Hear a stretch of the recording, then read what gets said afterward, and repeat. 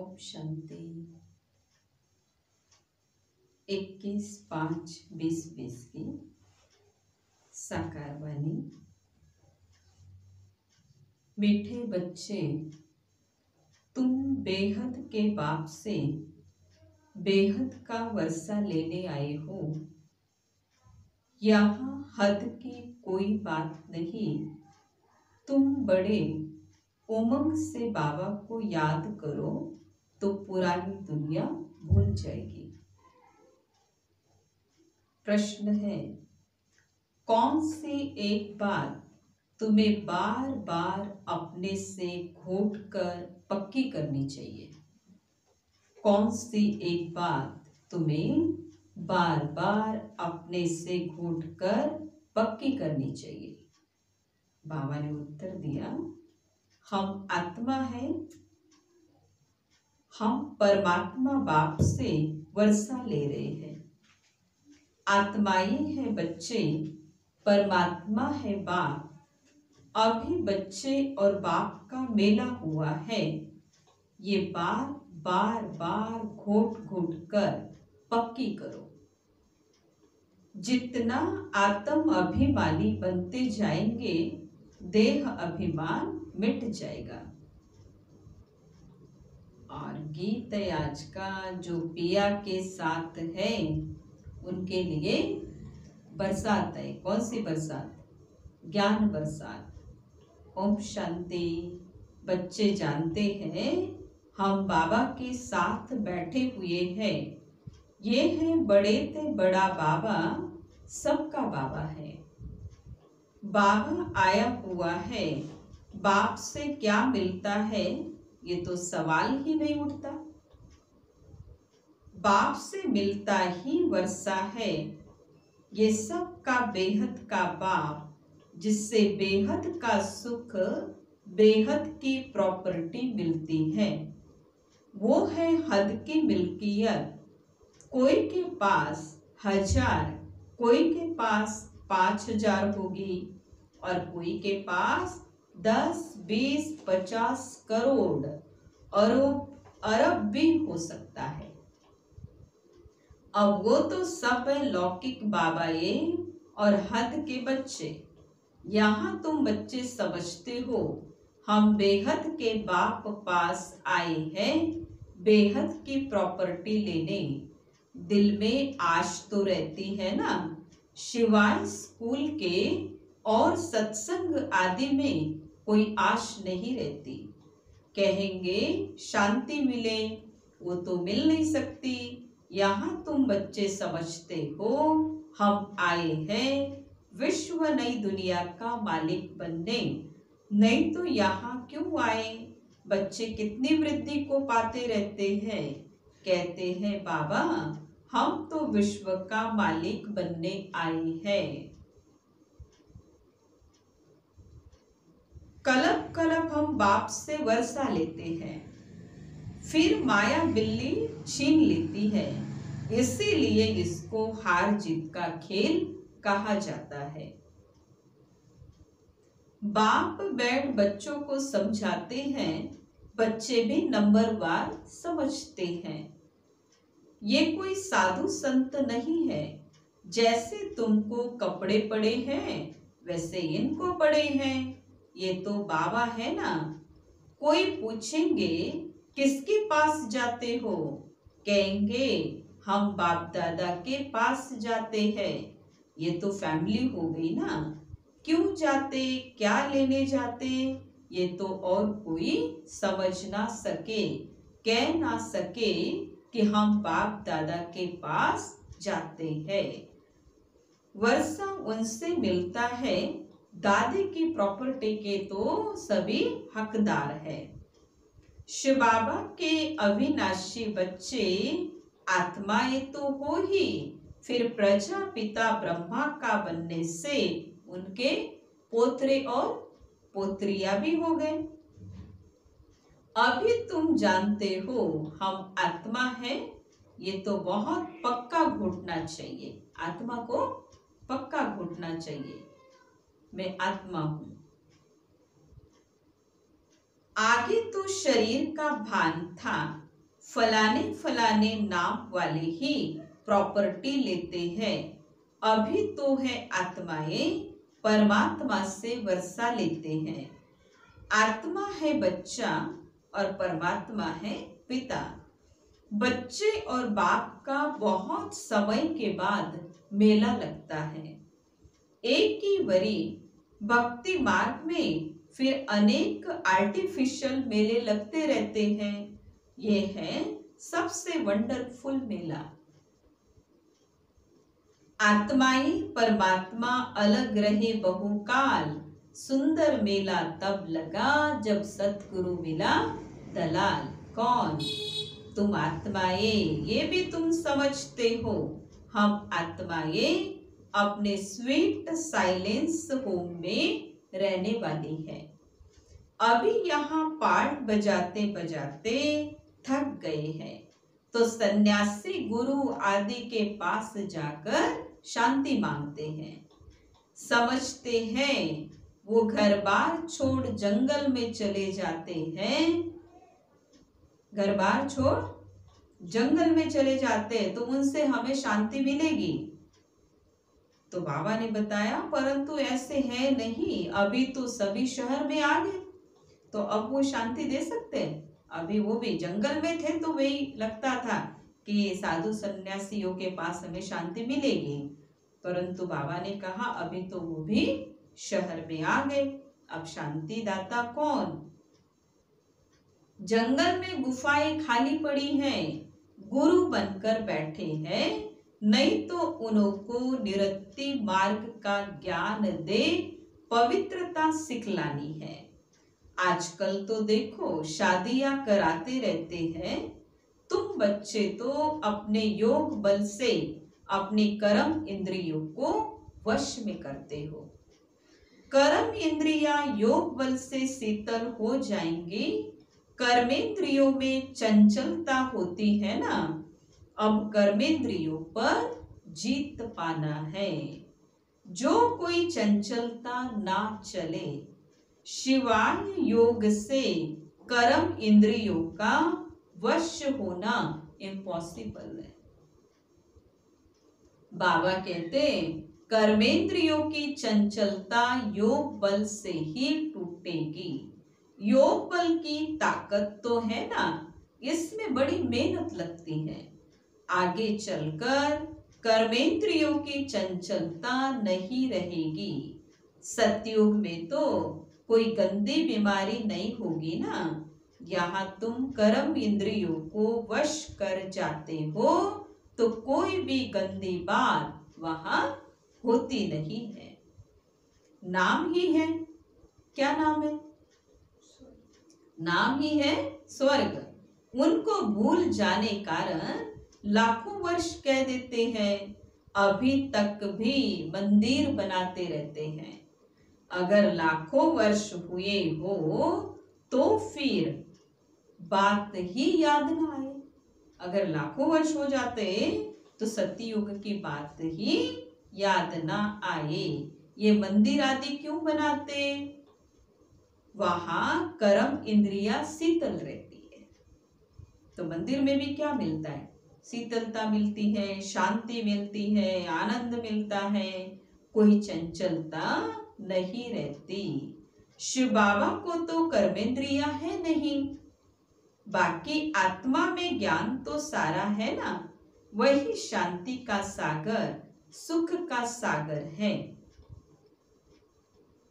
वो लोग कहते कर्मेंद्रिया वश नहीं हो सकती। बाबा कहता योग बल से तुम कर्मेंद्रियों को वश करो। बाप की याद में रहो। कोई भी बेकायदे काम कर्मेंद्रियों से नहीं करना है।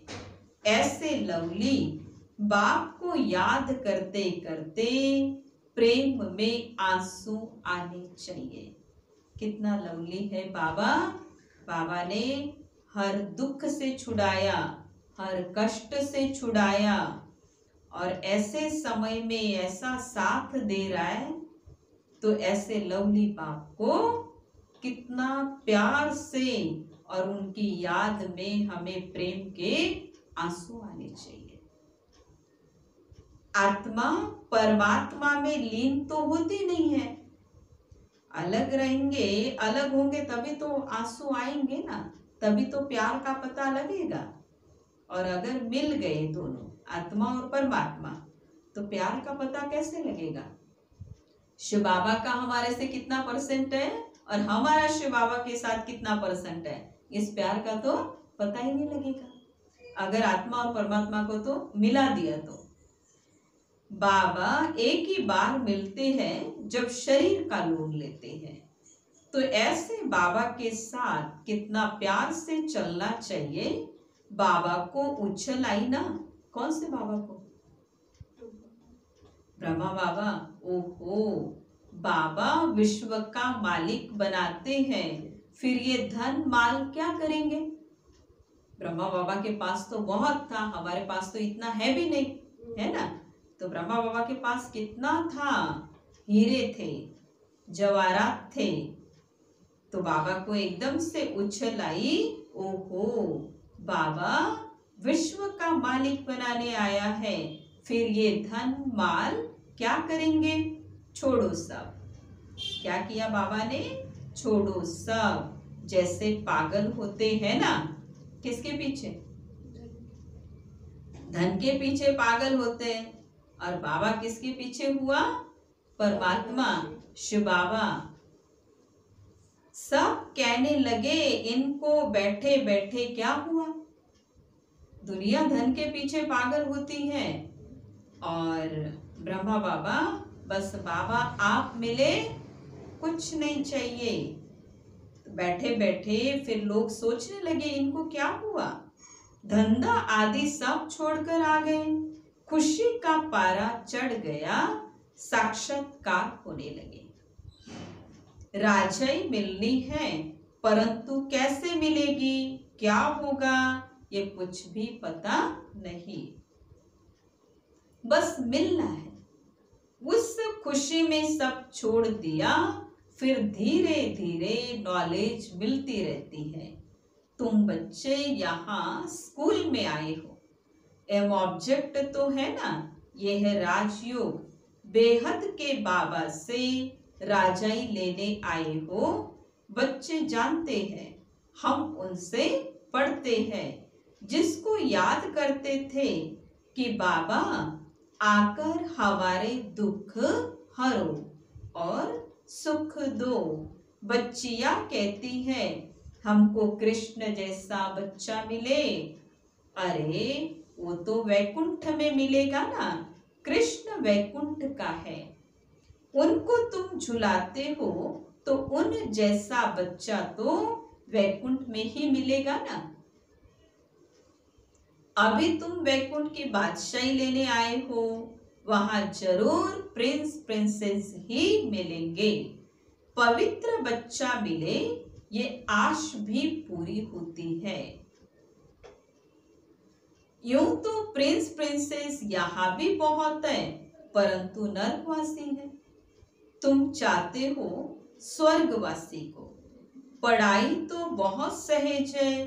बाबा कहते तुमने बहुत भक्ति की है, धक्के खाए हैं, तुम कितना खुशी से तीर्थ आदि पर जाते हो, अमरनाथ पर जाते हैं। समझते हैं शंकर ने पार्वती को क्या सुनाया?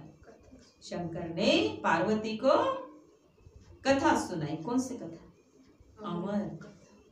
कौन सी कथा सुनाई? अमर कथा। तुम अभी सुन रहे हो। पार्वती को अमर कथा सुनने के लिए कहाँ जाना पड़ा? अमरनाथ, कैलाश पर्वत, है ना। अमर कथा सुनने के लिए अमरनाथ बाबा के पास। और यहाँ अमरनाथ, डायरेक्ट अमरनाथ शिव बाबा ही हम आत्माओं के पास आकर के हमें सुना रहा है। तो पार्वती भाग्यशाली है या हम आत्मा भाग्यशाली है? हम आत्मा भाग्यशाली है, क्योंकि पार्वती को तो सुनने जाना पड़ा और हमें सुनाने वो स्वयं यहाँ आ गया। तो ये तो बाप बैठ तुमको सुनाते हैं। तुम आए हो बाबा के पास, जानते हो ये भाग्यशाली रथ है इसने ये लोन पर लिया है। हम शिव बाबा के पास जाते हैं, उनकी ही श्रीमत पर चलेंगे। कुछ भी पूछना हो तो बाबा से पूछ सकते हो। कहते हैं बाबा हम बोल नहीं सकते, हम बोल नहीं सकते, ये तो तुम पुरुषार्थ करो। इसमें बाबा क्या कर सकता?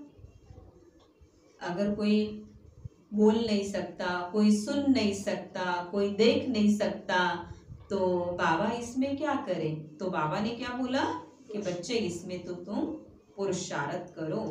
बाप तुम बच्चों को श्रेष्ठ बनने का सहज रास्ता बताते हैं।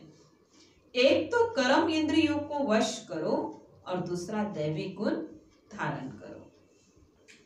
कोई गुस्सा आदि करे तो सुनो नहीं, एक कान से सुन दूसरे से निकाल दो। सुनने में तो आएगा, कोई गुस्सा करेगा तो सुनने में आएगा, देखने में आएगा, परंतु एक सुनने के लिए दिया और दूसरा निकालने के लिए दिया। दो कान दिए ना, एक से सुनो और दूसरे से निकाल दो। जो इविल बात पसंद ना आए उसको सुनो ही नहीं। देखो पति क्रोध करता है, मारता है, तो क्या करना चाहिए? पति क्रोध करता है, मारता है, तो क्या करना चाहिए? जब देखो पति गुस्सा करता है तो उन पर फूल बरसाओ। कैसे? गेंदे के, गुलाब के ऐसे स्थूल फूल बरसाएंगे क्या? कैसे? हंसते रहो। कौन से फूल? हंसी के, हंसते रहो। युक्तियां तो बहुत है। कामेशु क्रोधेशु होते हैं ना। अबलाई पुकारती है, एक द्रौपदी नहीं सब है। अब कहते इस मृत्यु लोक में ये तुम्हारा अंतिम जन्म है। हम तुम बच्चों को शांति धाम ले जाने आया हूं, वहां पतित आत्मा तो जा ना सके। इसीलिए मैं आकर सबको पावन बनाता हूं। जिसको जो पार्ट मिला हुआ है वो पूरा कर अब सबको वापिस जाना है। सारे झाड़ का राज बुद्धि में है ना। बाकी झाड़ के पत्ते थोड़े कोई गिनती में आएंगे। झाड़ के पत्तों की थोड़ी ना गिनती कर सकते हैं, इतने पत्ते हैं। तो बाबा भी मूल बात समझाते हैं। बाबा भी कौन सी बात बताता है? पत्तों की नहीं, बाबा झाड़ की बात बताता है। बाबा तने की बात बताता है, बीज और झाड़। बाकी मनुष्य तो ढेर है, एक एक के अंदर को थोड़े बैठ जानेगा। मनुष्य समझते हैं भगवान तो अंतर्यामी है, हर एक के अंदर की बात को जानते हैं।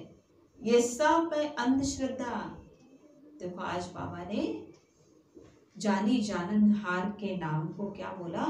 अंधश्रद्धा। अगर हम भगवान को जानी जाननहार के नाम से जानते कि वो तो सब कुछ जानता है, भगवान तो अंतर्यामी है, परंतु बाबा ने कहा जो ये ऐसे शब्द बोलता है वो अंधश्रद्धा में जी रहा है। बाबा कहते तुम हमको बुलाते हो कि आकर हमें पतित से पावन बनाओ। अब यहाँ एक बात आती है, बाबा जानता है या नहीं जानता?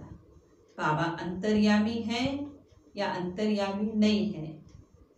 बाबा कहता है ना कल्प पहले वाला ज्ञान में कि बच्चे कल्प पहले भी मैंने यही ज्ञान सुनाया और कल्प के बाद भी मैं आपको यही ज्ञान सुनाऊंगा। परंतु बाबा ने कहा यह अंधश्रद्धा है। कौन सी? अंतर्यामी है, यह अंधश्रद्धा बोला। अब अंधश्रद्धा क्यों बोला? क्यों बोला? क्योंकि हम इसी बहम में जी रहे कि वो जानता है। तो उस बहम में हमें नहीं जीना है कि वो तो अंतर्यामी है ना, वो तो जानता है ना, परंतु मुझे अपने मुख से बताना है ना। जैसे बाहर लौकिक में भी हमने चोरी किया तो हमारा पड़ोस भी जानता है, हमारे घर वाले भी जानते और जो हमें पकड़ के लेके गए वो भी जानते, परंतु जब अदालत में खड़े होके न्याय वाली बात आती है उस टाइम वो हमारे मुख से ही सुनना चाहते हैं। ये नहीं कि पड़ोसी ने कहा ना कि इसने किया, और जो इसको पकड़ के ले आए उनसे पूछो ना, इनके परिवार वालों से पूछो ना, तो पूछा जाएगा क्या? नहीं। जब तक मैं अपना खुद का जो जुल्म है, जो भी मेरी कमी है, वो जब तक मैं खुद नहीं बताऊंगी तब तक मुझे सजा नहीं हो सकती। तो इसलिए बाबा कहता है मेरे अंतर्यामी होने और नहीं होने से तुम्हें कोई फायदा नहीं, तुम्हें कोई नुकसान नहीं है। तुम्हें फायदा नुकसान है कि तुम खुद ही अंतर्यामी हो जाओ कि मैंने क्या किया और अब मैं क्या करने जा रहा हूं। ये बात समझ में आ जाती है। तो बाबा कहते तुम हमको बुलाते हो, आकर हमें पतित से पावन बनाओ, राजयोग सिखाओ। अभी तुम राजयोग सीख रहे हो। बाबा कहते मुझे याद करो। बाबा ये मत देते हैं ना, बाबा की श्रीमत और गत सबसे न्यारी है। मत यानी राय, जिससे हमारी सदगति होती है। सदगति करने वाला है शिव बाबा, दूसरा न कोई। इस समय ही बुलाते हैं, सतयुग में तो बुलाते नहीं हैं। अभी ही कहते सर्व का सदगति दाता एक राम। जब माला फेरते हैं तो फेरते फेरते जब फूल आता है तो उनको राम कहकर आंखों पर लगाते हैं। जपना है एक फूल को, बाकी है उनकी पवित्र रचना। माला को तुम अच्छी रीति जान गए हो, जो बाप के साथ सर्विस करते हैं उनकी ये माला है। शिव बाबा को रचता नहीं कहेंगे, रचता कहेंगे तो प्रश्न उठेगा। रचता कहेंगे तो प्रश्न उठेगा कि कब रचना की। प्रजापिता ब्रह्मा अभी संगम पर ही ब्राह्मणों को रचते हैं ना। शिव बाबा की रचना तो अनादि है ही। अब देखो ब्रह्मा के नाम से तो हर कोई जानता है कि रचना किसने किया, ब्रह्मा ने किया। पालना किसने किया, विष्णु जी ने किया। और विनाश के लिए कौन प्रसिद्ध है, कौन सा देवता प्रसिद्ध है विनाश के लिए, शंकर जी, शंकर देवता, ये विनाश के लिए। अब ये तीनों नाम, स्थापना, पालना और विनाश, ब्रह्मा, विष्णु और शंकर। तो शिव बाबा कैसे रचयिता, शिव बाबा किसका रचयिता है? शिव बाबा तो अनादि रचयिता है। अनादि माना उसको कल्प कल्प के बाद कोई रचना नहीं रचनी पड़ती, उसकी रचना तो अनादि है। सिर्फ पतित से पावन बनाने के लिए बाबा आते हैं, तो रचयिता तो नहीं कहेंगे ना, क्योंकि बाबा क्या करने आया, पतितों को पावन बनाने। तो रचना रचने तो नहीं आया ना, रचना तो ऑलरेडी है ही। अभी तो है पुरानी सृष्टि, नई में रहते हैं देवताए। अब शूद्र को देवता कौन बनाए, अभी तुम फिर से बनते हो। जानते हो बाबा हमको शूद्र से ब्राह्मण और ब्राह्मण से देवता बनाते हैं। अभी तुम ब्राह्मण बने हो देवता बनने के लिए। अभी ब्राह्मण क्यों बने, देवता बनने के लिए, क्योंकि भक्ति में कहा जाता है बिना ब्राह्मण के मूर्ति की स्थापना नहीं हो सकती। अगर मंदिर में मूर्ति की स्थापना करनी है कौन चाहिए, ब्राह्मण चाहिए। तो बिना ब्राह्मण के देवताओं की पूजा नहीं होती। तो इसीलिए बाबा ने ब्राह्मणों को ऊंचा क्यों बताया, दुनिया में भी ब्राह्मणों को ऊंचा स्थान क्यों दिया, क्योंकि ब्राह्मण सो देवता, देवता सो ब्राह्मण नहीं है। देवता सो ब्राह्मण बनने में कितना समय लगा, 5000 वर्ष, और ब्राह्मण सो देवता बनने में कितना समय लगा, 100 वर्ष, संगम युग। यहाँ एक संगम युग लगा और वहां पूरे 4 युग लगे। अभी तुम ब्राह्मण बने हो। देवता बनने के लिए मनुष्य सृष्टि रचने वाला हो गया ब्रह्मा, जो मनुष्य सृष्टि का हेड है। बाकी आत्माओं का अविनाशी बाप शिव तो है ही। ये सब नई बातें तुम सुनते हो। जो बुद्धिमान है वो अच्छी रीति धारण करते हैं। आहिस्ता आहिस्ता तुम्हारी भी वृद्धि होती जाएगी। अभी तुम बच्चों को स्मृति आई है, हम असल में देवता थे, फिर 84 जन्म लेते लेते क्या बने? क्या बने? सब राज तुम जानते हो। क्या बने? क्या बनना है? जास्ती बातों में जाने की दरकार ही नहीं। बाबा से पूरा वर्षा लेने के लिए मुख्य बात बाबा कहते, एक तो मुझे याद करो और दूसरा बाबा से वर्षा लेने के लिए मुख्य बात बाबा कहता, एक तो मुझे याद करो और दूसरा पवित्र बनो। ये दो ही बातें हैं।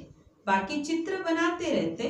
अभी ये थोड़े किसी को पता है ये लक्ष्मी नारायण जो राज्य करते थे वो कहाँ गए, राजाई कैसे ली।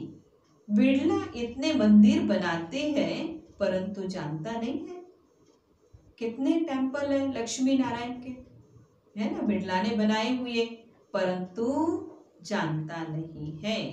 समझते हैं ये देवताओं की कृपा है जो हमने इतने टेम्पल बना दिए, देवताओं की कृपा है।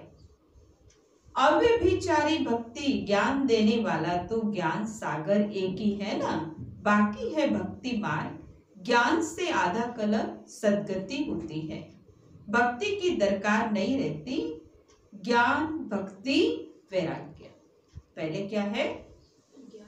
ज्ञान भक्ति, मतलब ज्ञान से सतयुग में चले गए और फिर सतयुग से जब नीचे उतरे तो भक्ति किया और भक्ति से भी क्या हुआ? वैराग्य आया।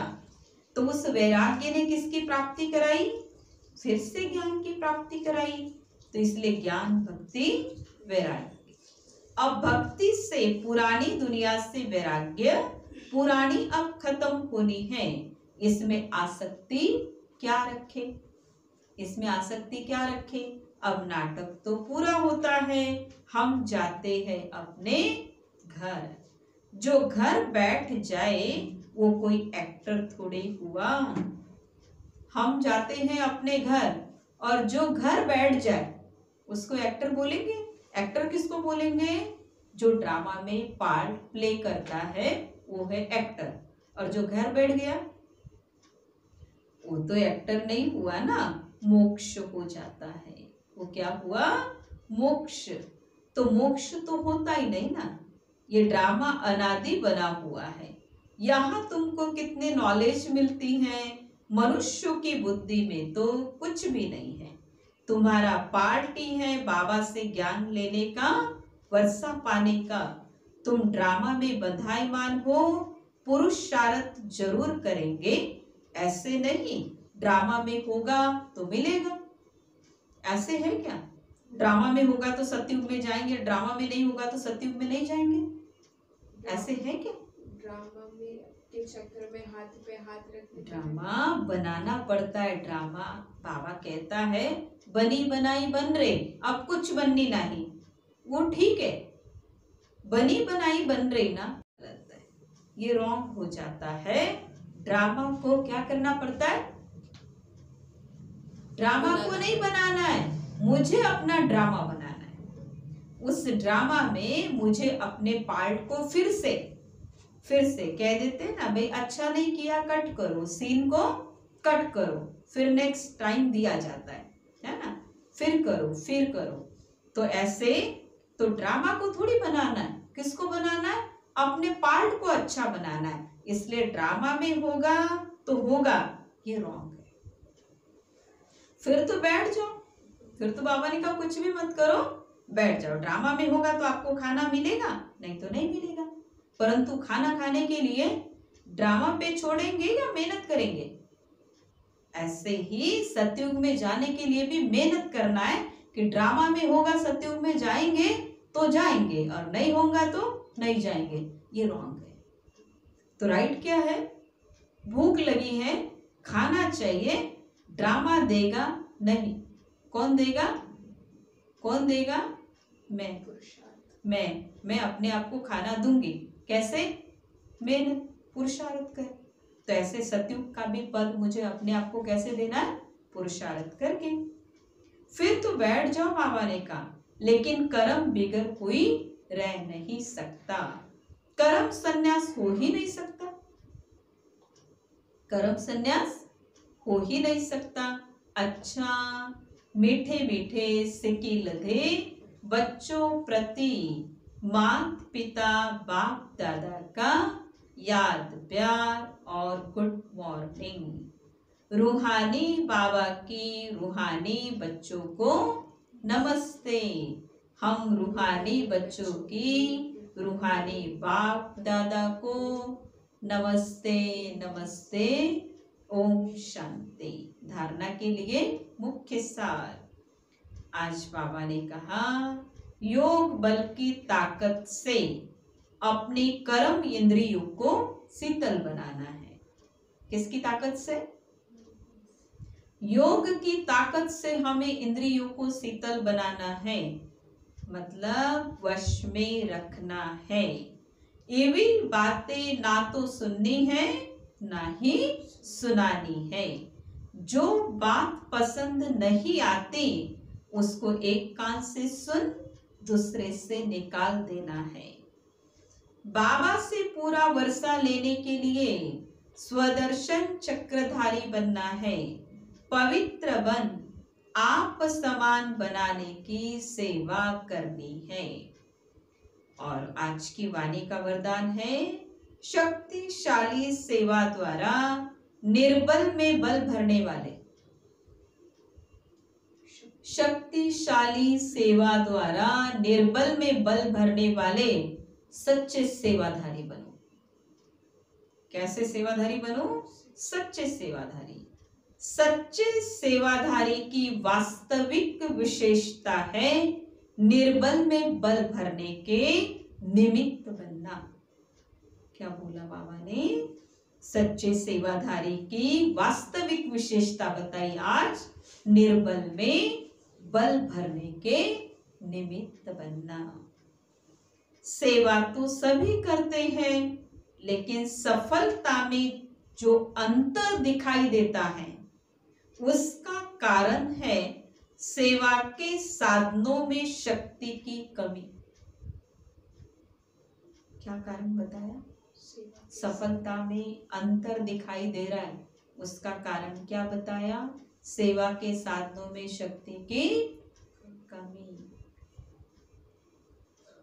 जैसे तलवार में अगर जौहर नहीं तो वो तलवार का काम नहीं करती, ऐसे सेवा के साधनों में यदि याद की शक्ति का जौहर नहीं तो सफलता नहीं। इसीलिए शक्तिशाली सेवाधारी बनो, निर्बल में बल भरकर क्वालिटी वाली आत्माएं निकालो, तब कहेंगे सच्चे सेवाधारी। और स्लोगन है आज का, हर परिस्थिति को उड़ती कला का साधन समझकर सदा उड़ते रहो। हर परिस्थिति को उड़ती कला का साधन समझकर सदा उड़ते रहो। अच्छा, ओम शांति। आज की वाणी का गीत क्या था? जो पिया के साथ है उनके लिए बरसात है। ओम शांति।